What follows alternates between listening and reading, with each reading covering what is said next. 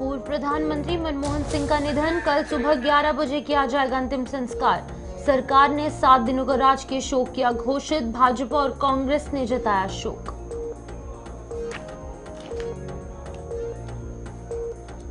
उप मुख्यमंत्री अरुण साव ने की पत्रकारों से चर्चा, कहा प्रदेश में पंचायत और नगरीय निकाय चुनाव होंगे एक साथ, चुनाव में बैलेट पेपर से डाले जाएंगे वोट। वहीं बीएड सहायक शिक्षकों की न्याय की अंतिम पुकार, रायपुर के धरना स्थल पर इतिहास रचने वाला होगा दृश्य, बीएड सहायक शिक्षक करेंगे सामूहिक मुंडन। नमस्कार, छत्तीसगढ़ का ये बुलेटिन देख रहे हैं आप और मैं हूं आपके साथ शिवन शर्मा। तो चलिए शुरुआत करेंगे बुलेटिन की। देश के पूर्व प्रधानमंत्री मनमोहन सिंह का निधन हो गया है। उन्होंने 92 साल की आयु में दिल्ली स्थित एम्स अस्पताल में अंतिम सांस ली। कल सुबह 11 बजे उनका अंतिम संस्कार किया जाएगा और सरकार ने 7 दिनों का राजकीय शोक घोषित किया है। मनमोहन सिंह के निधन पर देश भर में शोक की लहर दौड़ गई है। उप मुख्यमंत्री विजय शर्मा ने शोक जताते हुए कहा कि मनमोहन सिंह एक महान अर्थशास्त्री और देश के लिए एक बड़े सेवक थे। उन्होंने देश को आर्थिक संकट से उभरने में महत्वपूर्ण भूमिका भी निभाई थी। प्रदेश अध्यक्ष किरण सिंह देव ने भी शोक जताते हुए कहा कि मनमोहन सिंह का निधन देश के लिए एक बड़ी क्षति है। सारे इकोनॉमिक रिफॉर्म्स के काम भी उन्होंने किए और देश की बड़ी सेवा की है। हम सबके लिए वो प्रेरणा उनके कार्य रहे हैं। हम सबके बीच अभी वो नहीं रह गए, 92 साल की उम्र में पता चला है। मैं ईश्वर से प्रार्थना करता हूँ कि अपने चरणों में उनको स्थान दें, उनकी आत्मा को शांति हो और परिवार वालों को समर्पित हो। पूरा देश आहत है और पूर्व प्रधानमंत्री आदरणीय मनमोहन सिंह जी का निधन पूरा देश के लिए एक अपूर्णीय क्षति है और भारतीय जनता पार्टी पूरे छत्तीसगढ़ परिवार की ओर से मैं उनको अपनी शोक श्रद्धांजलि अर्पित करता हूँ। साथ ही साथ उनके परिवार के सभी को हम भी उस परिवार के उनके दुख में सम्मिलित हैं और ये अपूर्णीय क्षति है।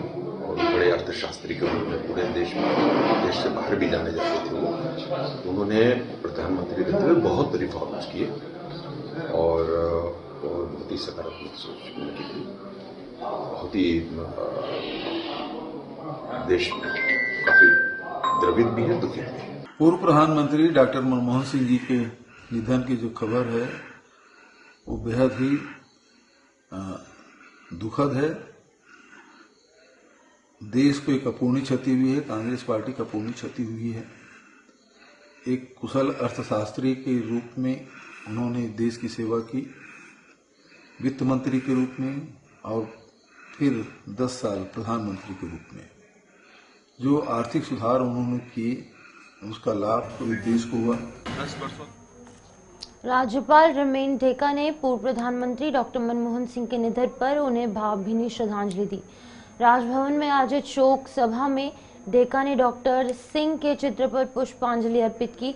अपनी संवेदना व्यक्त करते हुए उन्होंने कहा कि डॉक्टर मनमोहन सिंह का जाना केवल उनके परिवार और मित्रों के लिए नहीं बल्कि पूरे देश के लिए एक अपूरणीय क्षति है।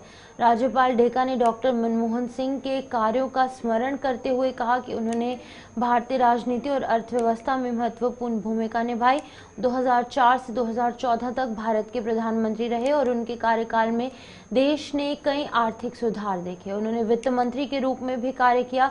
उन्होंने आर्थिक उदारीकरण की दिशा में भी कई महत्वपूर्ण कदम उठाए। वहीं उप मुख्यमंत्री अरुण साव ने पूर्व प्रधानमंत्री डॉक्टर मनमोहन सिंह के निधन पर शोक व्यक्त किया। उन्होंने कहा कि पूर्व प्रधानमंत्री डॉक्टर मनमोहन सिंह जी का निधन देश के लिए अपूरणीय क्षति है जिसकी भरपाई नहीं हो सकती। डिप्टी सीएम साव ने कहा कि पूर्व प्रधानमंत्री मनमोहन सिंह जी का राजनीति में एक लंबा अनुभव रहा। वो देश के आर्थिक सलाहकार, योजना आयोग के उपाध्यक्ष और वित्त मंत्री रहे हैं। रिजर्व बैंक ऑफ इंडिया के गवर्नर रहे हैं। उन्होंने प्रधानमंत्री के रूप में 10 वर्षों तक देश की सेवा भी की है। से चुनाव कराने का निर्णय किया है तो बैलेट पेपर से चुनाव होगा, इसकी तैयारी चुनाव आयोग कर रही है। राज्यपाल रमेन डेका और मुख्यमंत्री विष्णुदेव साय वीर बाल दिवस के अवसर पर रायपुर के पंडरी स्थित गुरुद्वारा पहुंचे और दशम गुरु गुरु गोविंद सिंह जी के वीर सुपूतों बाबा जोरावर सिंह और बाबा फतेह सिंह की शहादत का स्मरण करते हुए उनका नमन किया।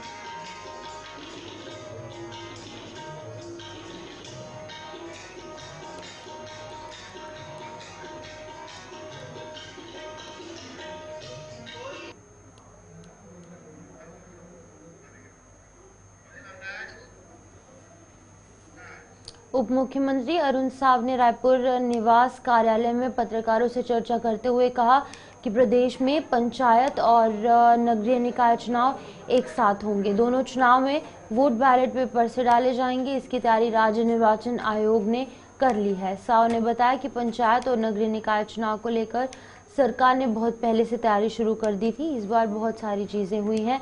सर्वोच्च न्यायालय के यहाँ पर आदेश पालन में आरक्षण पद्धति बदल दी गई है। पिछड़ा वर्ग आयोग बनाया और उसकी रिपोर्ट के आधार पर ही आरक्षण हो रहे हैं। इसी प्रकार निकायों में महापौर और अध्यक्ष का चुनाव प्रत्याश प्रणालियों में करने का निर्णय भी लिया गया।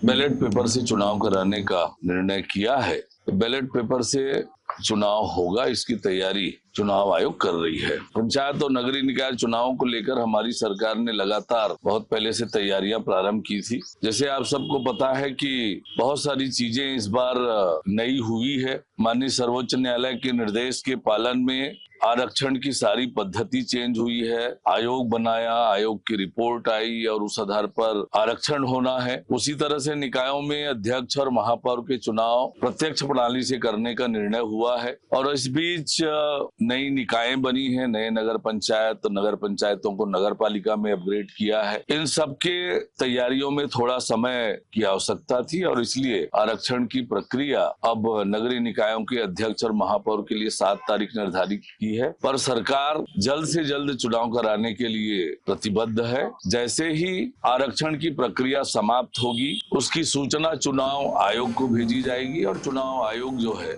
उसके तुरंत बाद। छत्तीसगढ़ प्रदेश में नगरीय निकाय चुनाव को लेकर लगातार सवाल खड़े हो रहे हैं। लगातार इसकी तारीखों का इंतजार किया जा रहा है, जिसे लेकर छत्तीसगढ़ के उप मुख्यमंत्री और गृह मंत्री विजय शर्मा ने कहा कि चुनाव तय समय से पहले ही हो जाएंगे क्योंकि सरकार की तरफ से पूरी तैयारी कर ली गई है। इस दौरान उन्होंने राजनांदगांव में पुलिस भर्ती पर लगी रोक को लेकर कहा कि इस विषय में जांच चल रही है और जो लोग निर्दोष हैं उन्हें भी वापस से अपना प्रदर्शन करने का मौका मिलेगा। पंचायत चुनाव मैं सोचता हूं कि समय से कुछ पहले ही हो जाएंगे। जो निर्धारित समय इसका है उससे कुछ पहले ही पंचायत चुनाव हो जाएंगे भाई, मुझे ऐसा लगता है। बाकी चुनाव आयोग और बताएगा, क्योंकि तैयारी प्रशासन की पूरी है और जो काम प्रशासन को करना था वो सारा सब कुछ किया हुआ है। कोयला घोटाला कैसे किए थे, कैसे आज उनके लोग अंदर हैं जेल में, इनको ध्यान देना चाहिए कि शराब का घोटाला कैसे किए थे, कैसे इनके लोग अंदर हैं। इनको पीएससी की पूरी परीक्षा में कैसे धन वालों के बच्चे परीक्षा में पास होते थे, कैसे वो लोग जेल के अंदर हैं, इस पर ध्यान देना चाहिए भाई। ये भर्ती प्रक्रिया तो जो भी गड़बड़ी हुई हम सुधार लेंगे और सुधार ही रहे हैं। एक भी ऐसा सिलेक्शन नहीं होगा जो किसी तरह के जुगाड़ में कोई घूमता हो। सारे के सारे सिलेक्शन बिल्कुल शुद्धता के रूप से होंगे।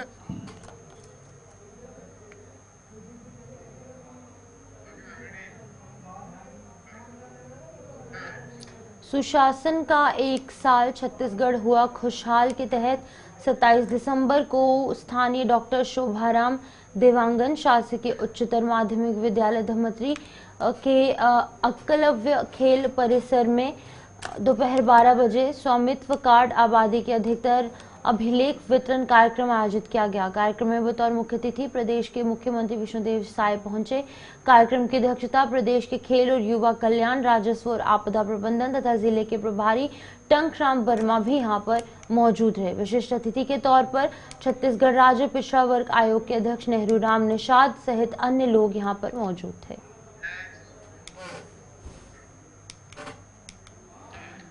पुलिस अधीक्षक के निर्देशानुसार और अति पुलिस अधीक्षक के नेतृत्व में थाना बोराई थाना प्रभारी द्वारा अति संवेदनशील नक्सली क्षेत्र ग्राम एकावरी में सिविक एक्शन प्रोग्राम में वहां ग्रामीणों को कंबल, स्वेटर, गमछा, बच्चों को काफी यहां पर कॉपी और पेन और खेल सामग्री, फुटबॉल, वॉलीबॉल और नेट का वितरण किया गया।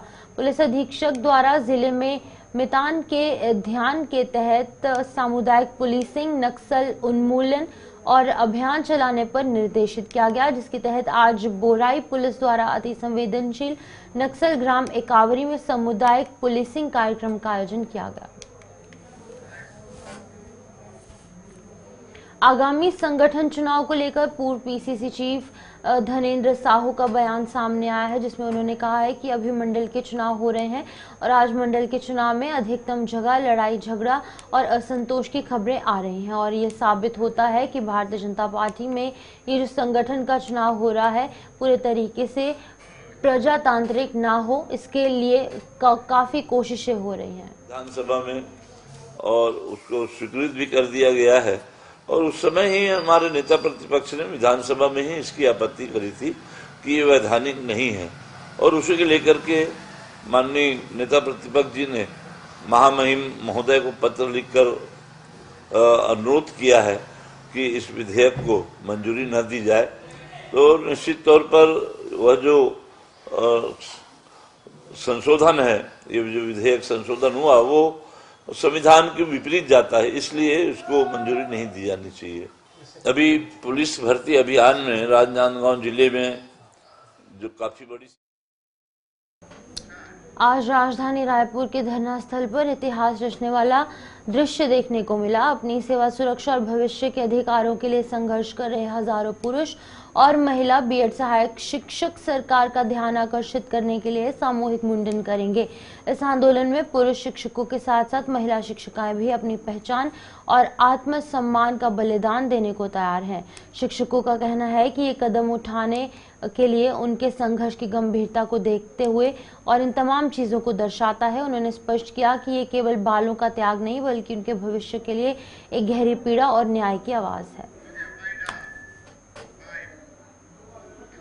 तो चलिए, छत्तीसगढ़ के इस खास बुलेटिन में इतना ही। दीजिए इजाजत, नमस्कार।